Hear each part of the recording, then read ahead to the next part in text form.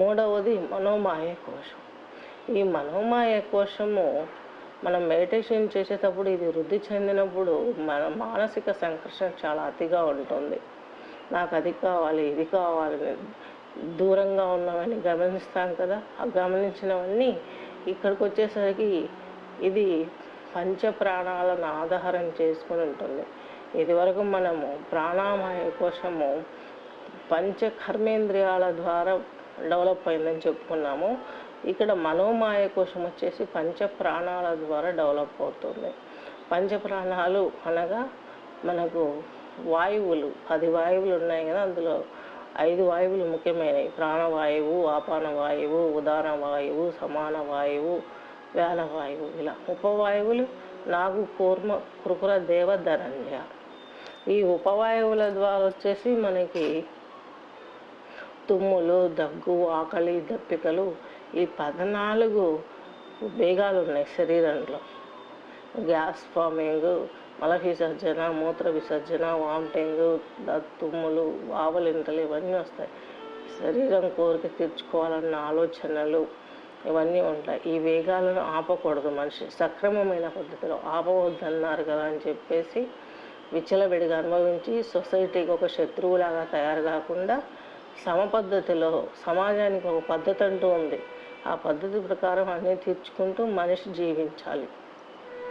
ఈ మనోమాయ కోశం పంచ ప్రాణాల పైన ఆధారపడి ఉంటుంది. పంచ ప్రాణాలతో ఈ డెవలప్ చేసుకోగలము, వృద్ధి చేసుకోగలము మనము ధ్యానం ద్వారా.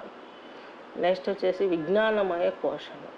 ఈ విజ్ఞానమయ కోశంలో మనిషికి ఎక్కువగా అన్నీ వదులుకునే మనస్తత్వం డెవలప్ అవుతుంది. మానసిక పరిపక్వత వస్తుంది. ఇంకా నాకు ఏమీ వద్దు, అనుభవించిన గాడికి చాలు, నేను భగవంతుని చేరుకోవాలనే ఒక ఉబలాటం వస్తుంది. నిశ్చలత్వం వస్తుంది. చలనం మనోమాయ కోశంలో పోతుంది. ఇక్కడ నిశ్చలంగా స్థిరబుద్ధితో, స్థిరత్వంతో జీవుడు ఎంతో దేదీప్యమానంగా వెలుగొందుతాడు. ఆనందమయ కోశము. ఈ ఆనందమయ కోశం సాధించిన వాళ్ళు దివ్య పురుషులు అవుతారు, కారణ జన్ములు అవుతారు. దేవతల కంటే గొప్ప వాళ్ళు వీళ్ళు, ఋషులు. ఏదైనా అవసరం ఉంది భూమి మీదైనా ఇంకా పరలోకాలలో అయినా అరాచకాలు ప్రబలినప్పుడు అక్కడ ప్రజలను అక్కడ ఉన్న కల్చర్ను, సొసైటీని, జంతుజాలాన్ని అన్నిటినీ రక్షించడం కోసం అక్కడ వాళ్ళు శరీరం తీసుకుని పుట్టి అక్కడ సంఘ సంస్కర్తలుగా వెలుగులోకి వచ్చి ఈ జీవిత శరీరాన్ని ఇష్టాపూర్వకంగా ఇష్టామరణం స్వీకరిస్తారు. సజీవ సమాధి, జల సమాధి, వాయుస్తంభన, ఇలా చాలా ఉన్నాయి. అవన్నీ చేసి శరీరాన్ని వదిలేసి దివ్యలోకాలకు వెళ్ళిపోతారు ఆనందమయ కోశం ద్వారా. ఇంకొకటి 6వ కోశం గురించి మనకు బుక్స్లో ఎక్కడా రాయలేదు, రేరుగా కనిపిస్తుంది. మనం గమనించుకోవాలి. ఈ 6వ కోశం అనేది అమృతానందమయ కోశము. ఈ అమృతానందమయ కోశం అనగా జీవుడు శరీరాన్ని వదిలిన తర్వాత దివ్యమైన తేజస్సుతోటి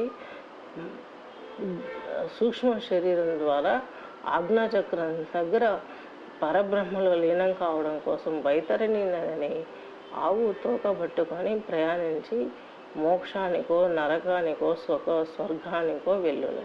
ఇది అమృతానందమయ కోశం. నమస్తే. ఈరోజు కోశముల గురించి మనం వివరించుకోవడం సమాప్తం.